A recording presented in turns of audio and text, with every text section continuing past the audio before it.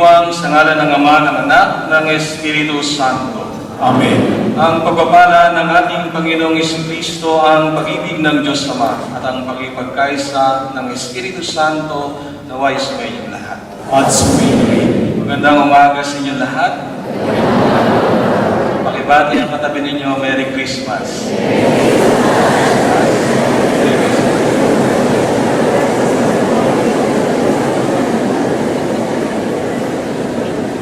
Ngayong araw na ito ay binubulitan natin ang dakilang araw ng pagbaba ng Diyos. Ito ang dakilang araw na ang Diyos ay nagkatawang tao at siya ay nanahan sa atin katulad natin dahil sa kanyang pagmamahal. Kaya ang hatid ng Kapaskuhan ay ang tinatawag na pag-ibig, ang kagalakan at higit sa lahat ang kapayapaan. Siya ang prinsipe ng kapayapaan at ang prinsipe ng kagalakan. Kaya nararapat lamang tayo magdiwang at higit sa lahat magpasalamat sa Diyos sa biyayang ito na ipinagkaloob sa atin, ang pagkakaloob niya sa atin ng kanyang bugtunan. Kaya mga kapatid, sa pagdiriwang ito ay aminin natin ang ating mga pagkukulang at pagkakasala. Pagkakasala sa isa't isa at pagkukulang higit sa lahat sa ating pamilya. Humingi tayo ng awa at patawad sa Panginoon. Inaamin ko sa makapangyarihang Diyos At sa iyo, mga kapatid, na lubha ako nagkasala sa isip, sa katiwala at sa buwan, at sa aking pagkukulang, kaya isasama ko sa mahal na Eucharistia, sa lahat ng mga anghel at mga banal, at sa iyo, mga kapatid, na ako'y manalangin sa Panginoong ating Diyos.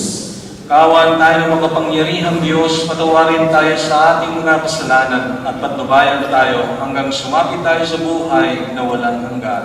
Amen.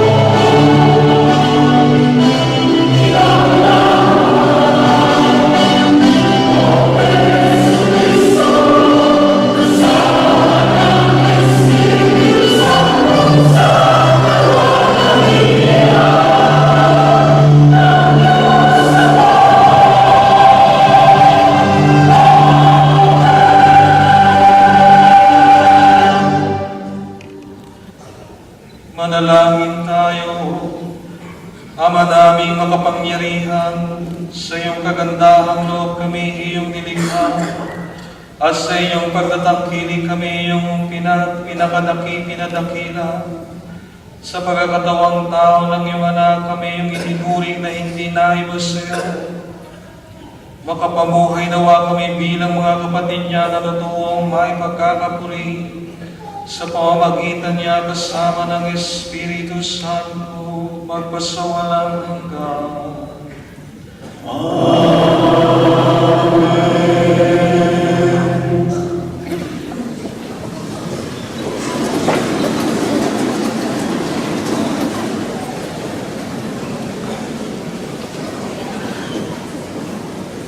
Sa unang pagbasa, magalang na sisigaw ang mga nagbabantay at ang mga taga-Jerusalem sa pagdating ng Panginoon.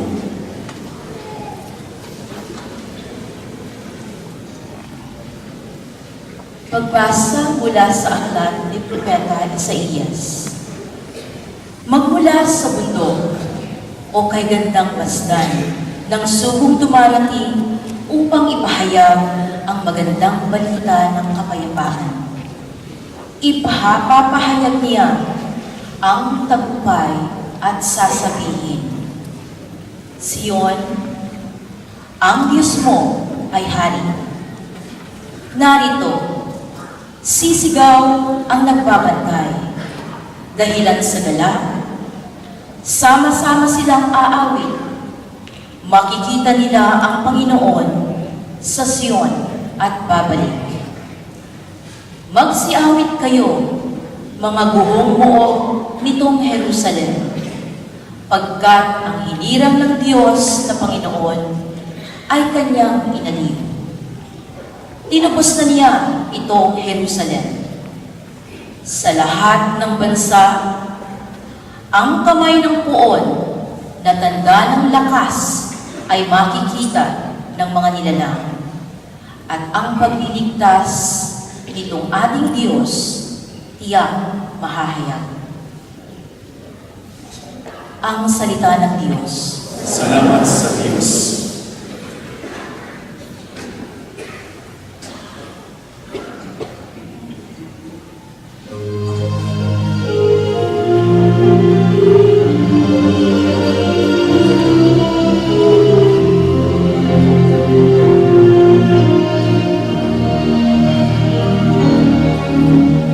Kahit saan na makalat,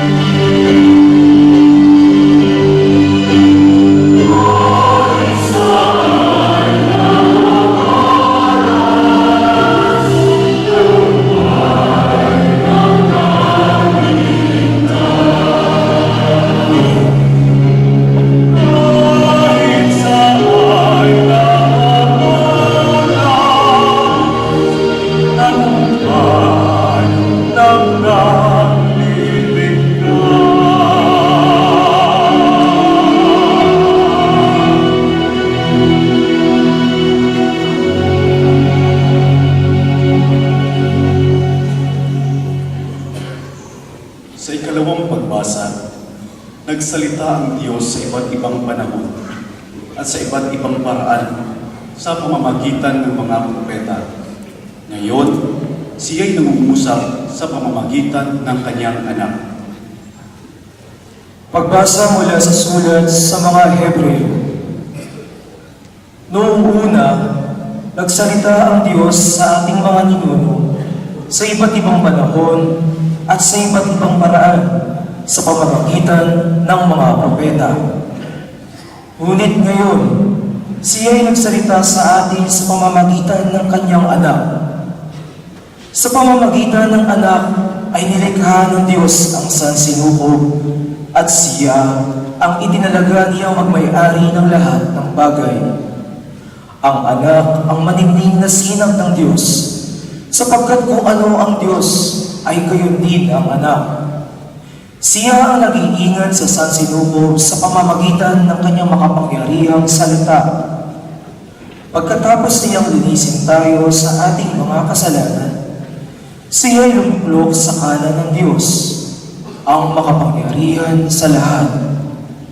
At kung paano higit na di hamak ang pangalang ibinigay ng Diyos sa anak, gayon din siya'y higit na di hamak sa mga anghel, sapagkat hindi kailanman sinabi ng Diyos sa sino mang anghel, "Ikaw ang aking anak, ako ang iyong ama." Ni hindi rin niya sinabi sa kanino man sa mga anghel, "Ako'y magiging kanyang ama at siya'y magiging anak ko." At nang susuguin na ng Diyos ang kanyang bugtong na anak sa sanlibutan, ay sinabi niya, dapat siyang sambahin ng lahat ng anghel ng Diyos. Ang salita ng Diyos. Salamat sa Diyos.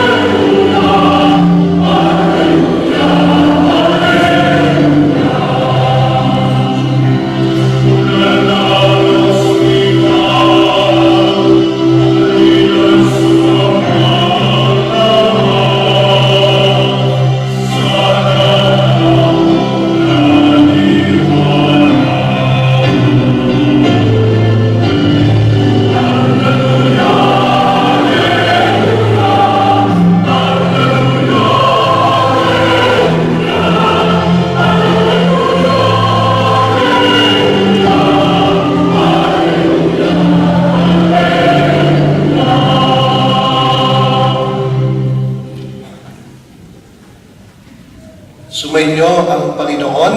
At sumayin, Ang mabuting balita ng Panginoon ayon kay San Juan. papuri sa iyo, Panginoon.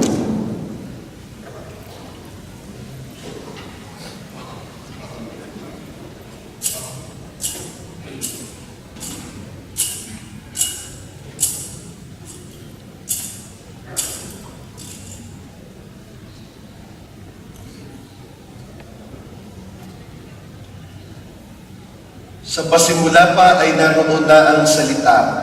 Kasama ng Diyos ang salita at ang salita ay Diyos. Kasama na siya ng Diyos sa pasimula pa.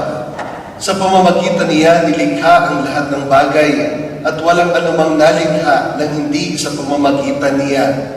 Mula sa Kanya ang buhay at ang buhay ay siyang ilaw ng sangkatauhan.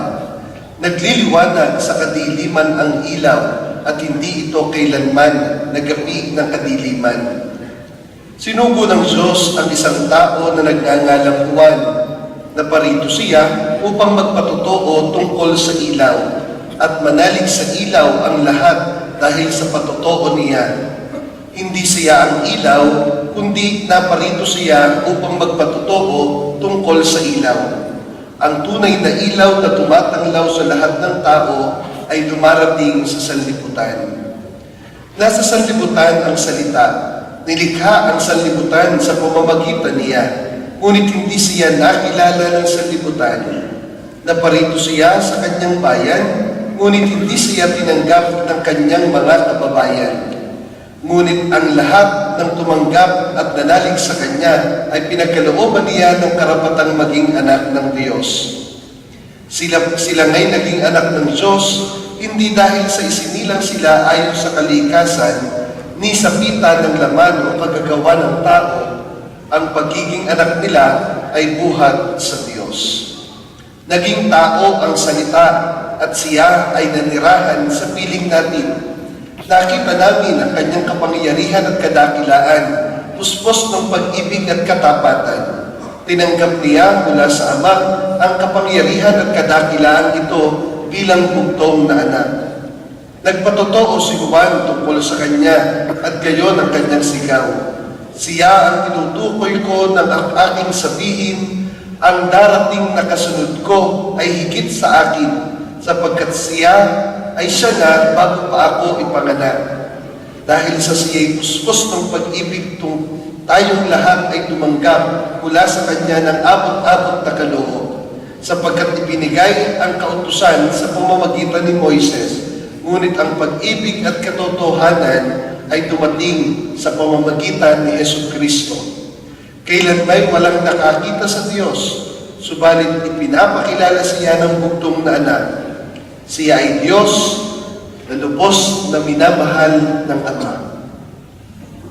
Mga minamahal na kapatid, ang mabuting balita ng Panginoon.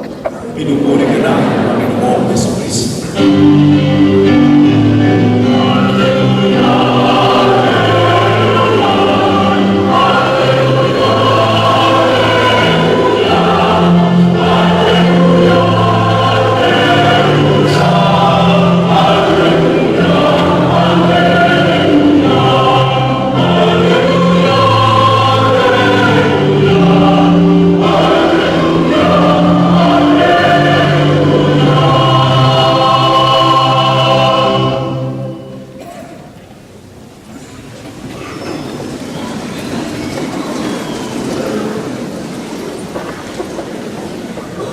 Magandang umaga po sa inyong lahat. Kagabi, simula nung magdiwang ng Pasko, sa dami-dami na nang bumati sa akin, wala pa hong bumati sa akin ng maligayang Pasko. Lahat ang bati sa akin, Father, Merry Christmas. Parang magandang pakinggan ang salita natin upang magsabi sa ating malayo may malapit din. Mas ramdam natin ang Pasko kung babanggitin natin ang pagbati natin sa ating lengguwahe. Maligayang Pasko po sa inyong lahat. Pakibati po ang inyong katabi sa dialekto na mayroon kayo. Kung kayo ay Bisaya, Bisaya ang bati.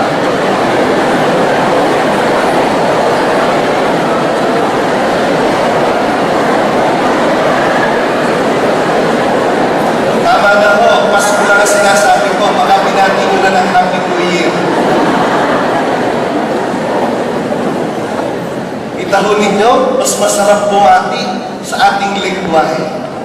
Mga minamahal na kapatid, sa ating pagdiribang ngayon ng araw ng Pasko, halina pagnilayan natin ang napakagandang simbolo na mayroon ang Pasko. Nung kami po ay bata, kahit hindi pa kami marunong kung ano yung mga buwan, Enero, Pebrero, hanggang Disyembre. Pero alam namin kapag malapit na ang Pasko.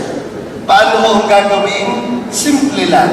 Titingala sa langit. Hahanapin ang malaking bituin. Di ho ba? Ganun din ho ba kayo? At kapag lalong lumalapit ang Pasko, itong bituin na ito mas lumalaki. Kaya kapag malaking-malaki na, konting tulog na lang, Pasko na. Ang tawag dito, Star of Bethlehem. At hindi mo pa kayo nagtataka, bakit kapag sa ating Christmas tree, ang nakalagay sa tuktok, star? Bakit hindi pwedeng circle? Bakit hindi pwedeng square? Bakit star? Tingnan ho ninyo ang Belen. Sa ibabaw ng Belen, bukod sa anghel, makikita nyo tala, star. Doon ho, pumunta kayo sa labas, mas imposing ang star na makikita. Eh, tingnan nyo na lang ang nasa likod ko, mas malaking star. Parang ipinagay sa magsesermon. Siguro kung itong star sa Christmas tree, mas malaking Christmas tree ito. Pero kita nyo, hindi ba natin napapansin at hindi pa tayo nagtatanong bakit bituin o bakit tala ang isang magandang simbolo ng araw ng Pasko?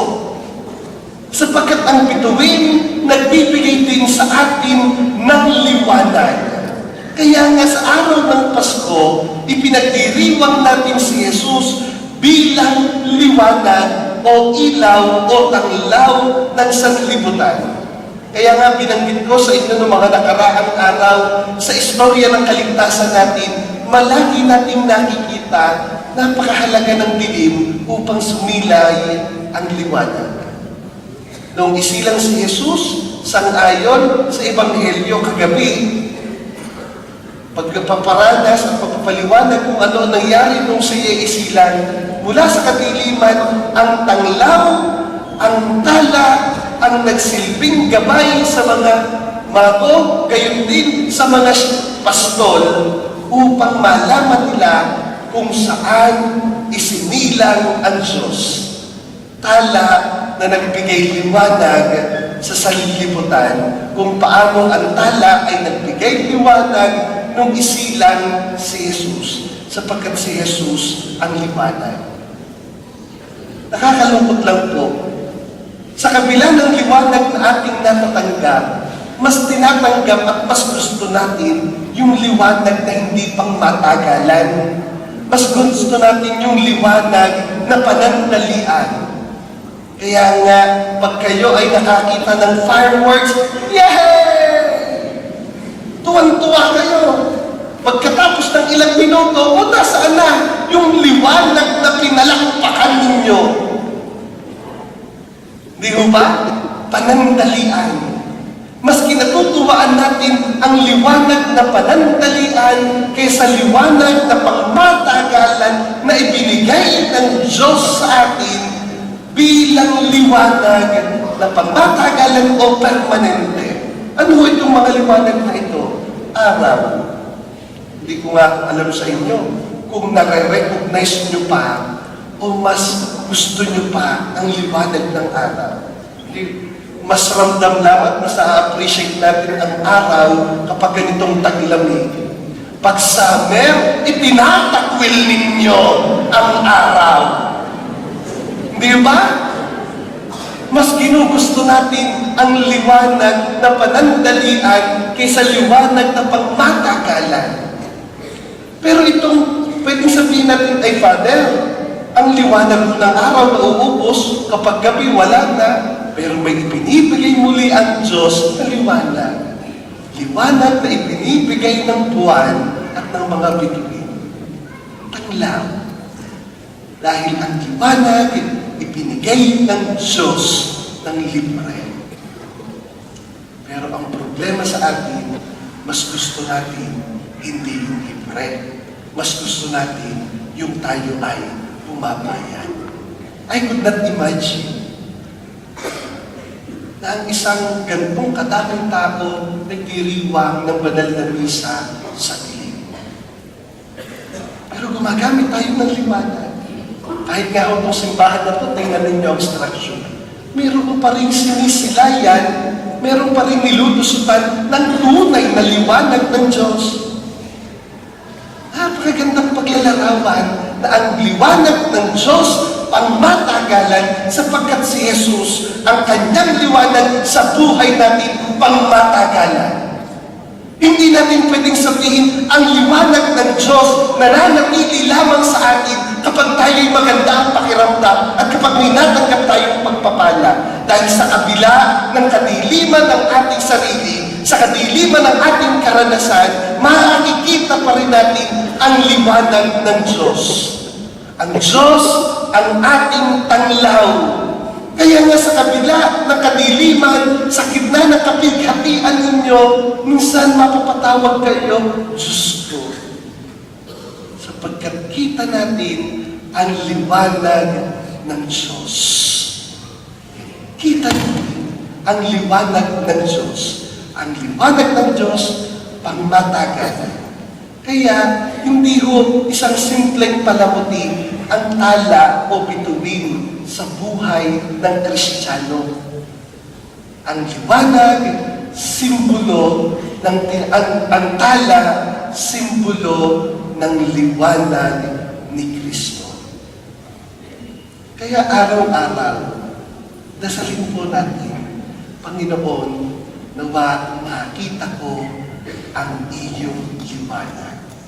At nawa maging liwanag ako sa aking mga kasama at sa aking mahal sa buhay. Minsan po kasi, nakikita lamang natin ang liwanag. Tayo nakakakita ng liwanag. Pero kapag nakikita ka ng iyong kasama, nagdidilim. Ibig sabihin, ikaw lang ang nakakakita ng liwanag, pero yung mga kasama mo sa buhay, hindi nagliliwanag dahil ikaw nagdudulot ng dilim. Kung sila meral ko, ikaw brown out. Kaya napakahalaga, hindi lamang tayo makakita ng liwanag, nawa po tayo magbigay din ng liwanag sa bawat isa. Hindi lamang ngayong Pasko. Hindi lamang ngayong Pasko. Sa araw-araw ng ating buhay. Dahil ang Diyos, liwanag pang magpakailanman. Hindi panandalian. Ikalawa, sa Pilipinas mayroong television show si Cardinal Tagle kapag araw ng linggo. Yung reflection niya tungkol sa Ebanghelyo at mga pagbasa, ang titulo, The Word Exposed. Kaya pagkatapos ng television show na ito, ang kanyang sinasabi, my friends, the Word has been exposed. Let us now fulfill. Napakagandang katotohanan ng pagdiriwang natin ngayon ng kapanganakan ng Diyos. Ang salita na pinili ng Diyos, nagkatawang tao. The Word is now exposed to us. Si Jesus na salita, ipinapakita ng Diyos sa atin. Ngayong araw na ito, klaro sa atin ano ang itsura ng Diyos. Ang Diyos pala, tao, katulad natin. Alamang, siya'y tunay na Diyos din. Ang tao, ang Jesus na isinilang, sanggol din. Katulad din pala ng itsura ng nagiging anak ninyo. Kaya ang tao, kamukha ng Diyos. Walang karanasan ang Diyos na hindi karanasan ng tao. Tanong, nakita na ho ba ninyo ang Diyos? Sagot kayo. Nakita niyo na ho ba ninyo ang Diyos? Gusto niyong makita? Taas ang kamay na gustong makita ang Diyos. Taas? Yan, marami pala naman. Sige, tingnan niyo ang pagmumukha ng inyong katabi. Sige, hindi ako nagbibiro. Tingnan niyo ang mukha ng inyong katabi. Oh, kita niyo? Sabi doon, Diyos ko! Sa kabila, nagkapangitan man ng kanyang katabi, Diyos ko!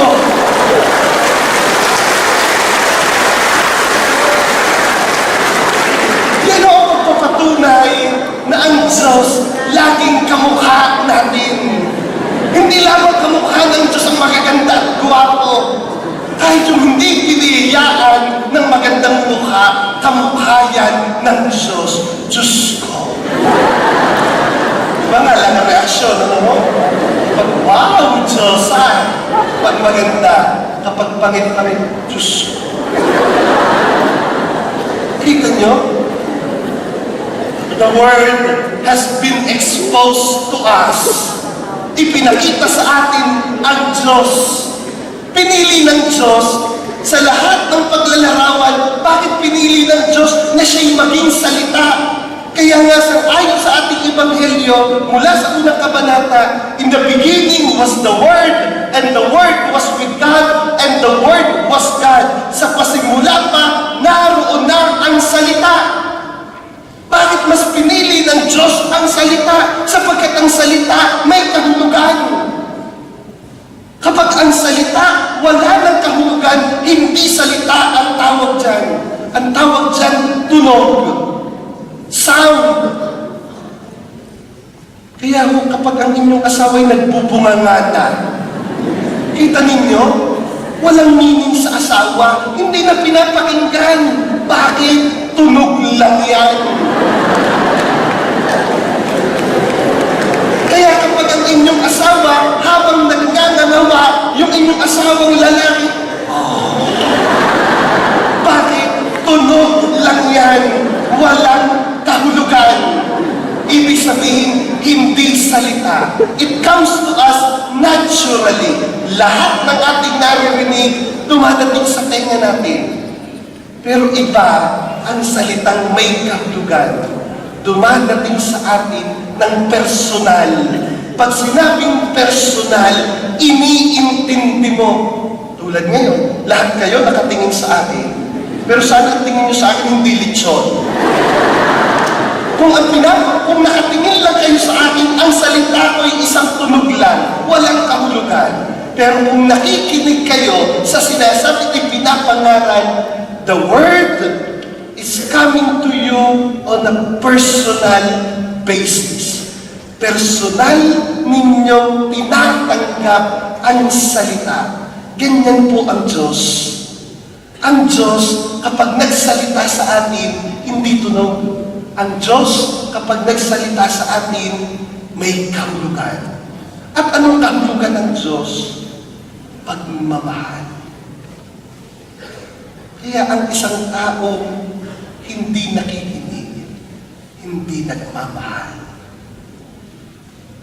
Ang isang taong hindi nakakaunawa, hindi nagmamahal. Ang isang taong hindi umuunawa, hindi nagmamahal. Sapagkat mahalaga na yung salita natin maramdaman. At ang ibig ng salita, performative. Ang salita natin nagdudulot sa isang tao na kumilos. Ang isang tunog wala. Yung isang tunog na narinig mo, minsan maiingayan ka lang. Pero pag pinakinggan mo ang tunog, it comes to you personally, may meaning. Kita mo minsan pag nangangaroling, umiindak ka na rin. Bakit? May kahulugan.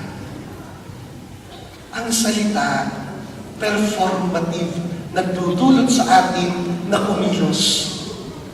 Tingnan ninyo. Ngayon, babati kayo, Ninong, Merry Christmas.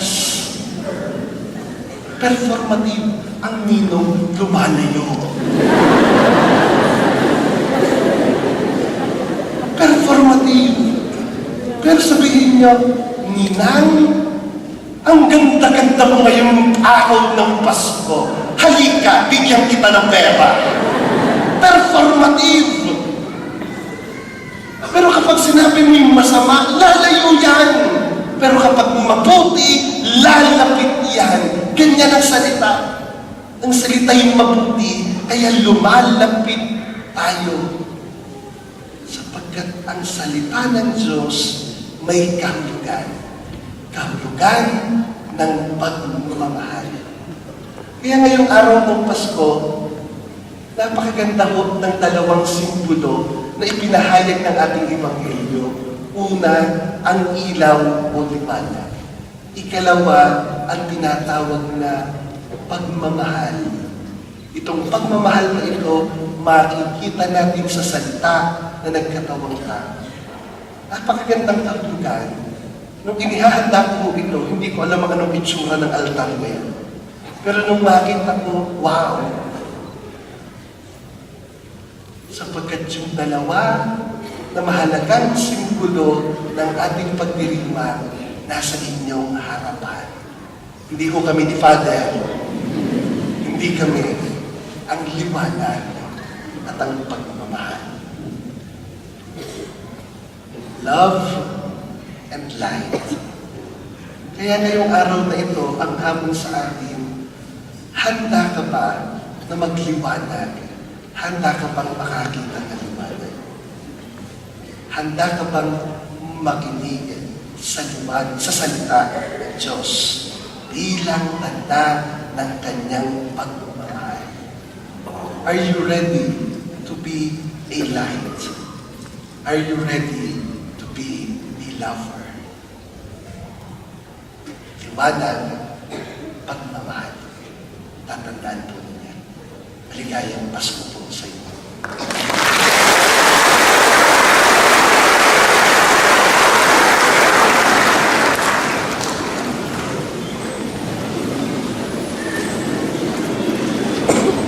Ipahayag natin ang ating pananampalataya. Sumasampalataya ako sa Diyos Amang Panginoon sa lahat, na may gawa ng langit at lupa.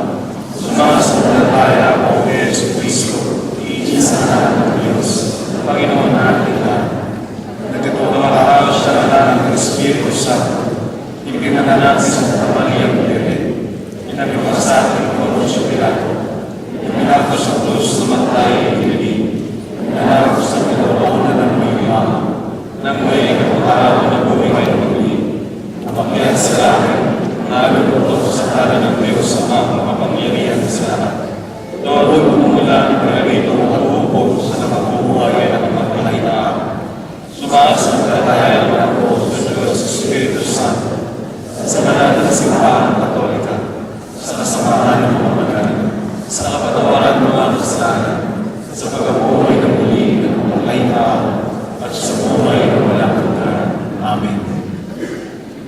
Mga kapatid, sa banal na araw na ito, ilapit natin sa Ama ang ating mga kahilingan. Buong tiwala tayong manalangin. Panginoon, pagpalain mo ang iyong bayan. Panginoon, pagpalain mo ang iyong bayan. Paspasan mo kami ng aliw at kagalakan. Manalangin tayo. Panginoon, pagpalain mo ang iyong bayan. Ama, manahan nawa ang Emmanuel sa iyong piling. Pagpalain mo ang mga magulang at mga anak, ang mga lolo at lola, at ang lahat ng aming kamag-anak. Manalangin tayo. Panginoon, pagpalain mo ang iyong bayan. Ama, gabayan mo ang mga pinuno ng simbahan at ng pamahalaan na magpakumbaba at maging responsableng tagapangalaga ng iyong bayan. Manalangin tayo. Panginoon, pagpalain mo ang iyong bayan. Ama, marami pa ang hindi nakakikilala at nananalig sa banal na Mesiyas. Umalingaw-ngaw nawa ang mabuting balita sa buong daigdig na dulot ay iyong habag at pagliligtas. Manalangin tayo. Panginoon, pagpalain mo ang iyong bayan. Ama, maging liwanag nawa ang iyong anak ng mga taong nananatili sa kalihim, ng mga namumulagan dahil sa inggit, galit, pagkagumon sa kapangyarihan at kayamanan. Manalangin tayo. Panginoon, pagpalain mo ang iyong bayan. Ipanalangin natin ang mga pansarili nating kahilingan. Panalangin natin ang ating mga pamilya, lalo tigit ang ating mga pamilya sa Pilipinas.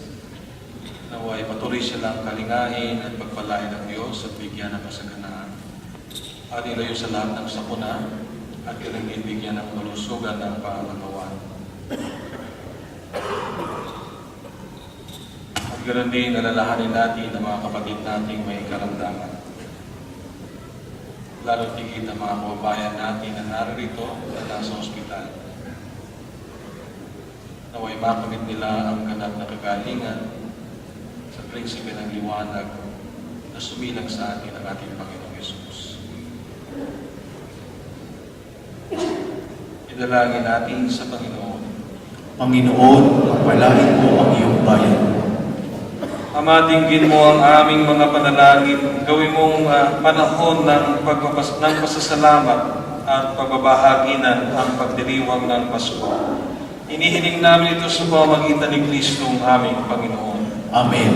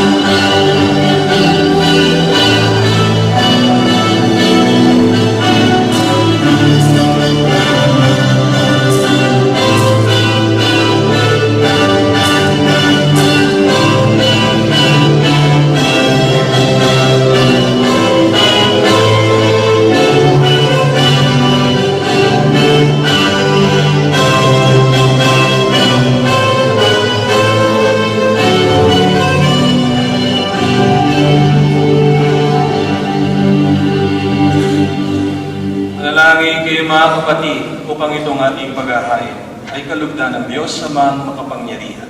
Tanggapin nawa ng Panginoon itong paghahain sa iyong mga kamay sa kapurihan niya at karangalan sa ating kapakinabangan sa buong sambayan niyang banal.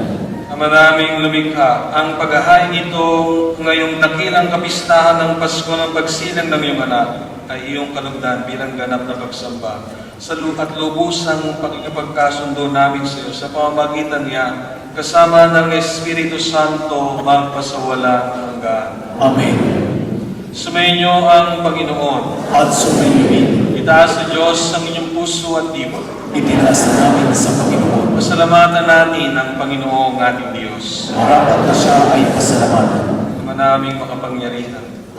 Tunay ngang marapat na ikaw ay aming pasalamatan sa pamagitan ni Hesus Kristo na aming Panginoon. Ang anak mong dinaiba sa amin ay siyang pumawi sa dilim. Kaya ngayon ikaw ay aming na babanahagan. Ang anak mong dinaiba sa iyo ay siyang iisang salita mo. Sa katauhan niya, ang iyong sarili aming nakikita sa pamamagitan niya, ang iyong pag-ibig ay kahali-halina kahit ikaw ay lingid sa aming mga mata. Kaya kay isa ng mga anghel na nagsisiyawit ng papuri sa iyong walang humpay sa kalangitan, kami nagbubunyi sa iyong kadakilan.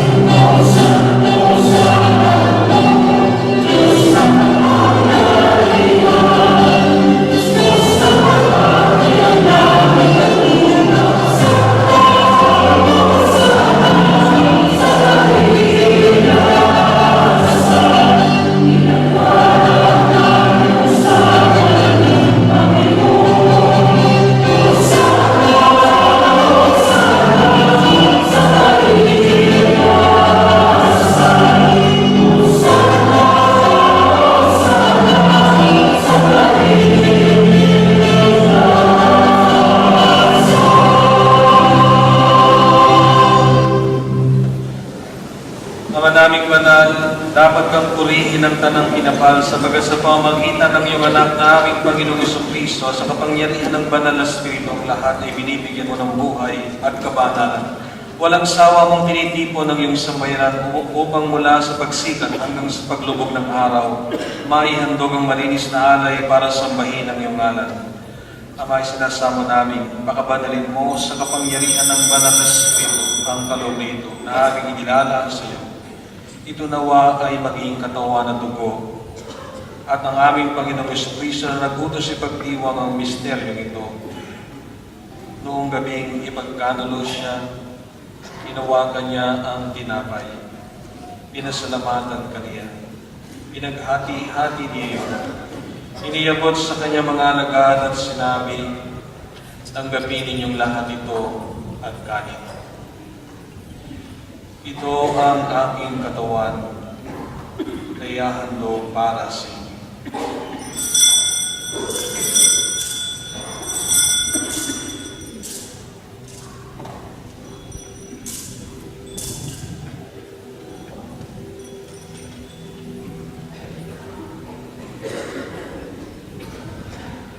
Gayon din naman, nung matapos ang hapunan, hinawakan niya ang kalis. Muli kanyang pinasalamatan. Iniabot niya ang kalis sa kanyang mga alagad at sinabi, tanggapin ninyong lahat ito at inumin. Ito ang kalis ng aking dugo ng bago at walang hanggang tipan. Ang aking dugo na ibubuhos para sa inyo at para sa lahat sa ikapagpapatawad ng mga kasalanan. Gawin ninyo ito sa pag-aalaala sa akin.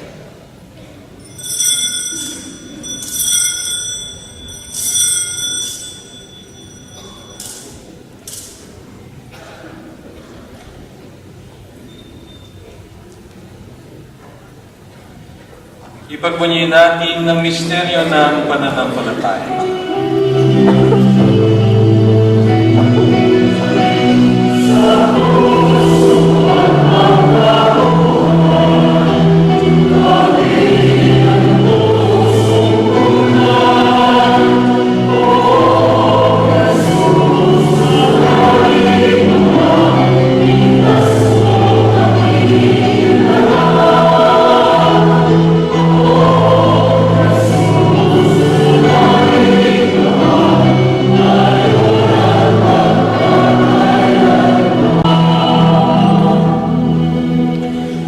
Ama, ginugunita po namin ang pagkamatay ng iyong anak na sa amin nagligtas, ngayon din ang kanyang muling pagkabuhay at pag-akyat sa kalangitan, samantalang ang kanyang pagbabalik ay pinananaligan.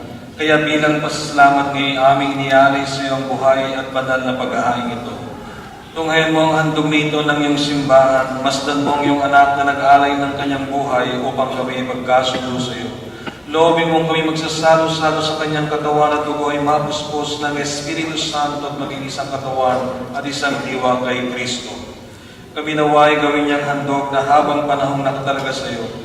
Tulungan nawa niya kami magkamit ng iyong pamana kaysa ng ina ng Diyos, ang mahal na Birheng Maria, isa mo siya ang kanyang esposo, at kaysa ng lahat ng mga banal na aming inaasahang nakikiusap para sa aming kapakanan.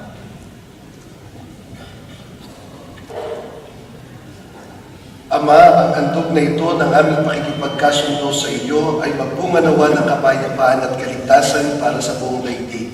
Patatagin mo sa pananampalataya at pag-ibig ang iyong simbahang naglalakbay sa lupa, kasama ng iyong lingkod na si Papa Francisco, ang aming obispo Camilo, ng tanang mga obispo at buong kaparian at ng iyong piniling sambayanan. Dinggin mo ang mga kahilingan ng iyong angkan na ngayon ay tinipon mo sa iyong harapan. Amang maawain, kupkupin mo at pag-isahin ang lahat ng iyong mga anak sa bawat panig at sulok ng daigdig. Kawan at patuloyin sa iyong kaharian ang mga kapatid naming yumao at ang lahat ng lumisa na sa mundong ito na nagtataglay ng pag-ibig sa iyo. Kami ay umaasang makararating sa iyong piling at sama-samang magtatamasa ng iyong kanindigang walang maliw sapagkat aming masasilayan ang iyong kagandahan sa pamamagitan ng aming Panginoong Jesucristo na siyang pinagdaraanan ng bawat kaloob mo sa aming kabutihan.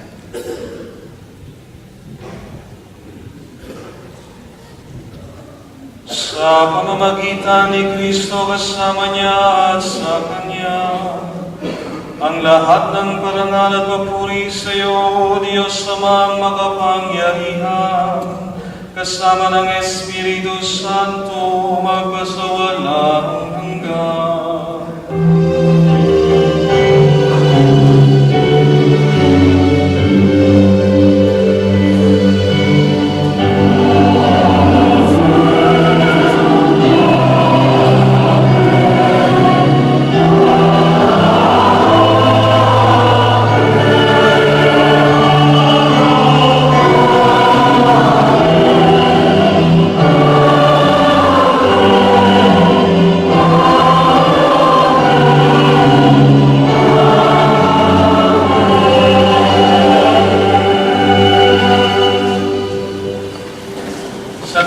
Ng mga nakagagaling na utos sa turo ni Jesus na Panginoon natin at Diyos, ipahayag natin ang lakas loob. Sa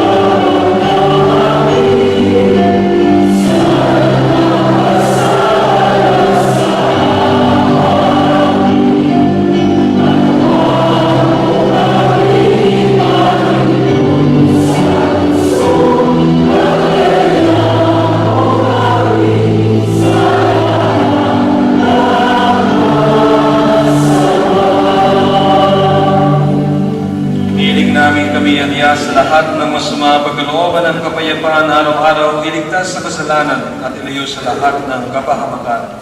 Samantalang aming pinananabikan ang dakilang araw ng pagpapahayag ng tagapagligtas naming si Yesu Cristo.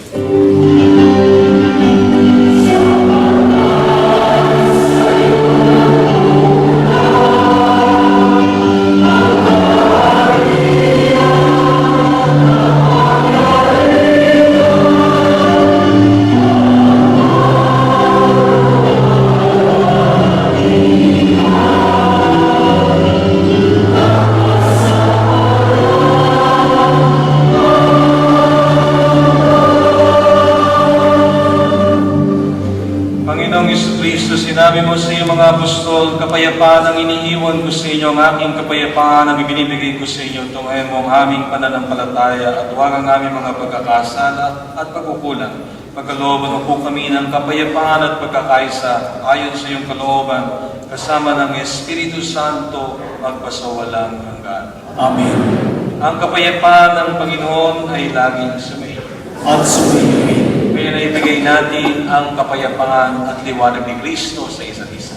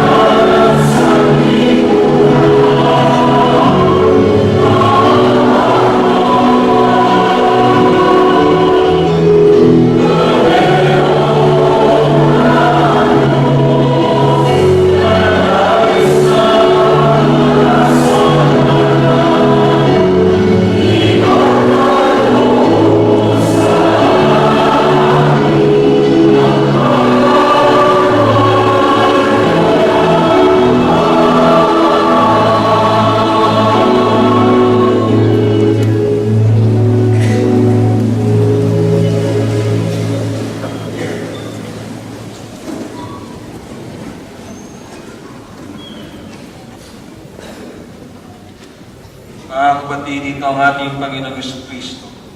Siya ang tunay na liwanag. Siya ang kordero ng Diyos. Siya ang ating gabay. Siya nag-aalis ng mga kasalanan ng sanlibutan, mapalad tayong inanyayahan sa kanyang piging. Panginoon, hindi ako karapat-dapat na magpatuloy sa iyo, ngunit sa isang salita mo lamang ay gagaling na ako. So, ingatan tayo ng katawan na dugo ni Kristo hanggang sumapit tayo sa buhay na walang hanggan. Amen.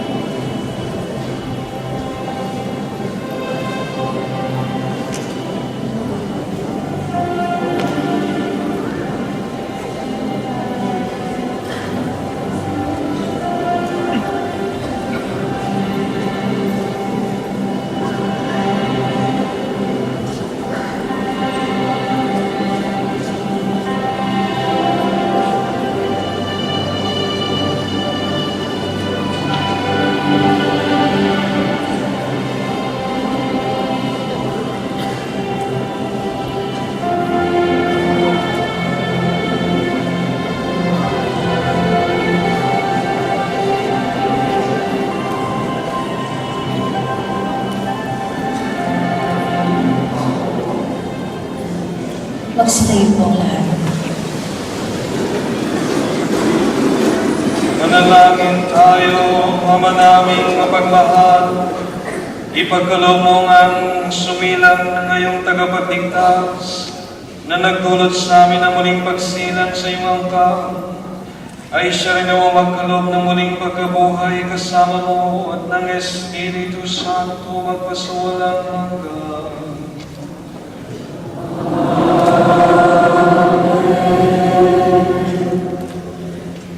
Magsiupo muna po ang lahat.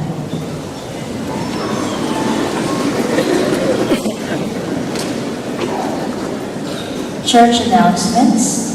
Dear brothers and sisters, all priests serving in the parish of Our Lady of the Rosary wish you and your families Merry Christmas. May the babe of the Bethlehem bless you and the spirit of Christmas prevail all through the year 2016. We celebrate the Feast of the Holy Family on December 26 and 27. Saturday and Sunday, the masses are as usual. Maraming salamat po. So inayayahan ko kung sino yung may birthday, aside from Jesus. Yung may birthday. Yung nag-birthday last week na isa.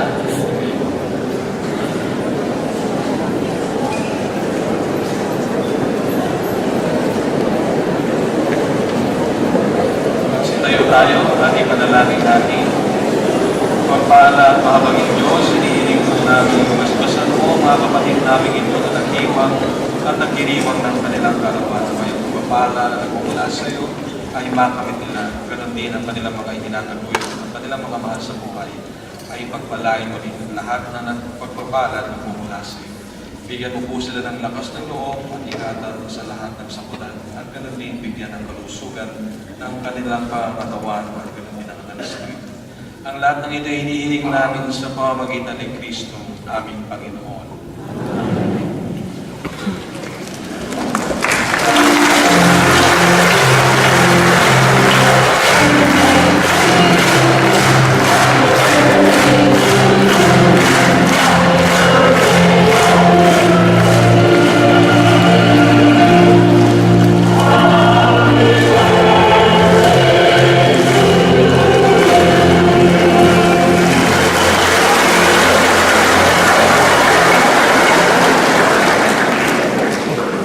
Bago ang pagbabasbas, may dalawang bagay akong nais sabihin sa inyo. Una, yung pagpapahalik ng Santo Niño. So, na kayo umalis sa pwesto ninyo, pagkatapos ng misa, ay lalapit sila dyan at gagabayan kayo sa paghalik sa Santo Niño. Ikalawa, so yung ating tinatawag na yung inialay ninyo ng simbang gabi, yung gift giving na yon, ay sinegregate na namin at ibinalot.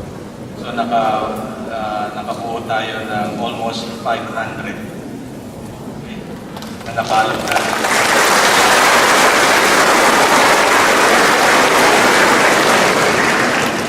So yung 500 na yon ay ibibigay natin ngayon. Ngayon, sino ang bibigyan?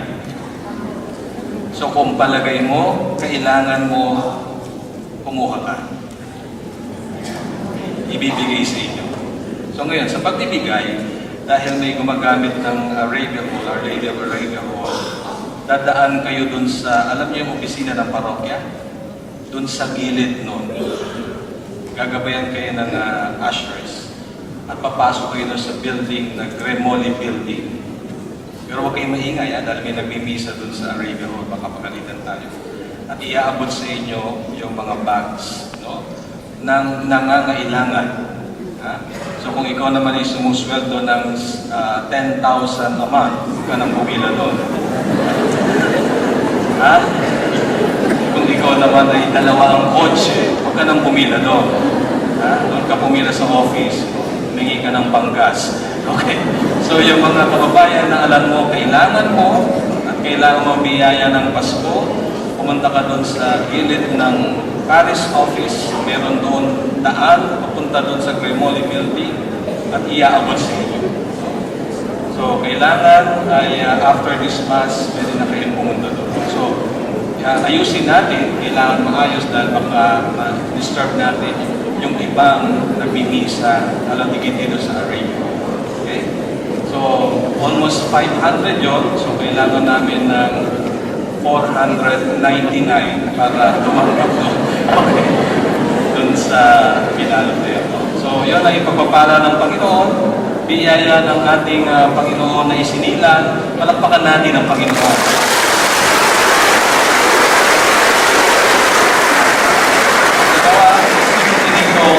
ng pamasko, galing din sa kababayan natin na inialay nila noong misa na may pagmamahal at pag-ibig sa ating magkababayan. No?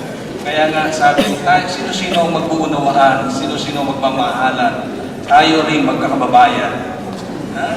So nawa ang Paskong ito ang Pasko ng pag-ibig.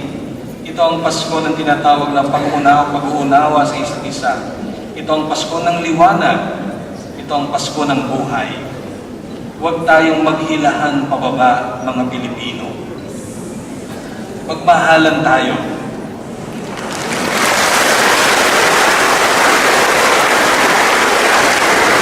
Magtulungan tayo. Diba? Tayo mga Pilipino ay yung very family-oriented. And so, it is what Jesus is telling us, that let us love one another. And let us give that love to one another.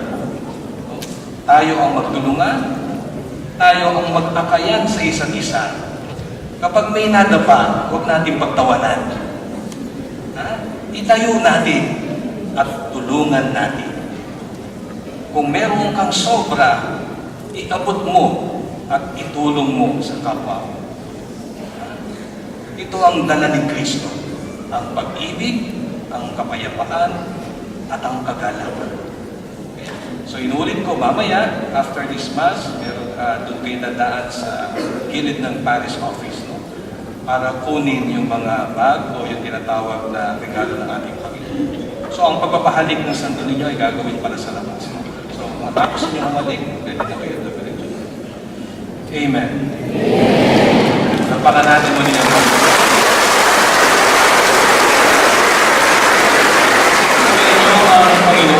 At suriin. At naway pagpalain kayo at ingatan ng makapangyarihang Diyos Ama, Anak, at Espiritu Santo. Amen. Ang banal na misa ay ganap na humayo tayo sa pag-ibig ni Kristo. Maligayang Pasko sa inyo lahat.